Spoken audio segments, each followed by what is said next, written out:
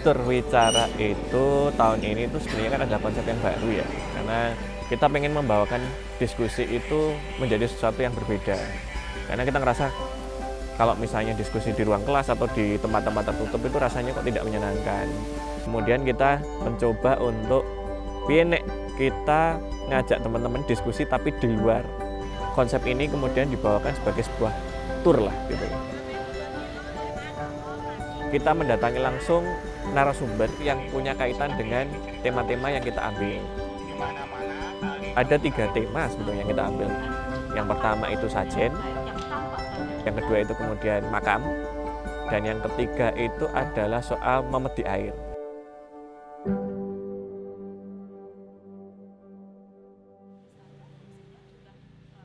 Kalau tema sajen itu sebetulnya muncul ketika kita rembukan bagaimana sajen itu kemudian dimaknai berbeda sekarang. Ketika orang misalnya pakai sajen itu rasanya kok gambarannya tuh kelihatan wingit atau kelihatan serem.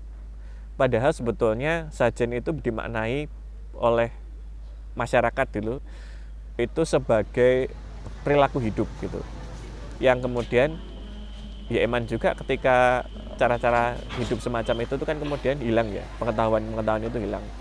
Sesaji ini sebenarnya tujuannya juga baik, bahwa pada zaman Bagaimana kemudian kita berusaha untuk mengenalkan itu lagi ke publik, mengingatkan lagi sebenarnya fungsi sajen itu apa.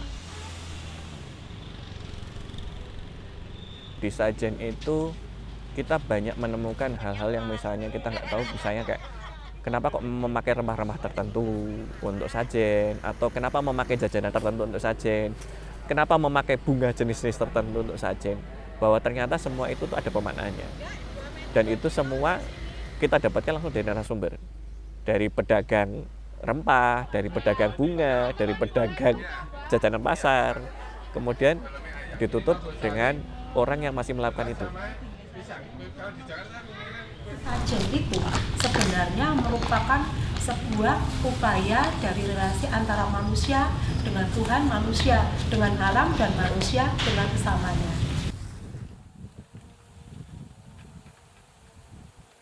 Yang makam itu muncul karena tahun lalu itu kan kita juga membahas soal Graveyard Society, komunitas perawat makam. Dari situ kemudian kita penasaran, piye caranya kita membawakan itu ke publik dan mengajak ke publik untuk melihat bahwa makam itu bukan sesuatu yang menyeramkan. Teman-teman semua, ini khas nisan Mataraman. Bentuknya seperti ini, lengkap dengan kembang awannya. Mulai ada di negeri Mataram ini dan menjadi ciri nisan zaman Sultan Agung. Secara nalar, dia mewarisi nalar candi, sehingga ada banyak hiasan-hiasan, ada banyak goresan-goresan, yang itu semuanya memiliki makna-makna. Orang awam itu kan kalau misalnya nggak diajak seperti itu tuh kan kadang kalau mau cari tahu itu kan agak pekewoh ya.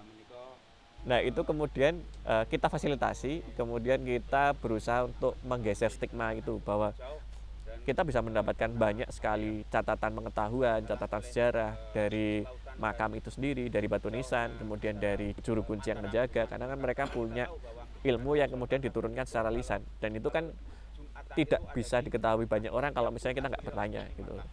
Kita ulang lagi ya, ini mustokonya, ini bahu, ini kesini badan, ini pinggang yang ada undang-undangan kecil ini. Nanti di dalamnya itu ada patok. Kemarin itu kemudian orang berani untuk mencoba lihat langsung, berinteraksi langsung dengan makam, melihat bagaimana cara mengganti kain mori yang kemudian sering dipakai untuk menutupi makam, terus pemaknanya seperti apa, kenapa dibungkus mori, kemudian kenapa kok bentuk kijingnya atau bentuk batu nisannya itu spesifik gitu.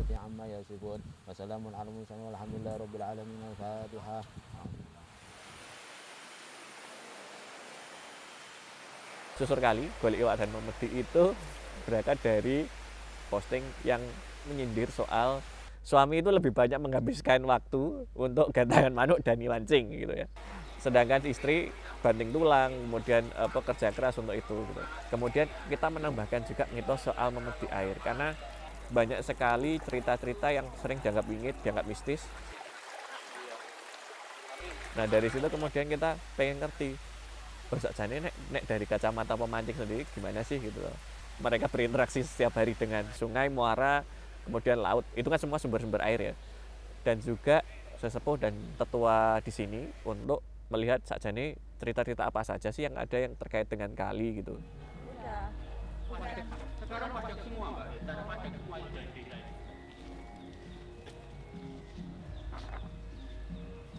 Kalau sungainya itu namanya di sini Sungai Pelang. Di mana-mana kali Tempuran itu pasti untuk ritual bagi orang-orang yang menggali ilmu kebatinan. Ada catatan-catatan sejarah yang ternyata kita nggak pernah tahu. Tapi itu juga dibalut dengan cerita-cerita mistis yang kemudian kaitannya juga dengan menjaga air gitu. Dulunya itu pernah ada makhluk namanya sidat itu ya. Itu ketangkap itu biasanya harus suruh kembalikan lewat mimpi atau lewat apa. Karena apa? Supaya lestari.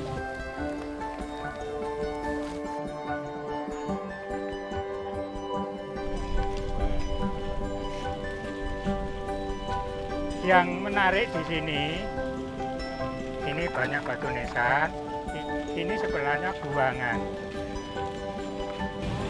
Dan di sini tuh dulu sering ada keanehan. Dulu pernah di sini tuh waktu saya masih senang mancing dulu masih muda tuh. Lele itu seperti cendol dawet. Tapi orang mancing itu satu pun tidak bisa mendapatkan lele itu.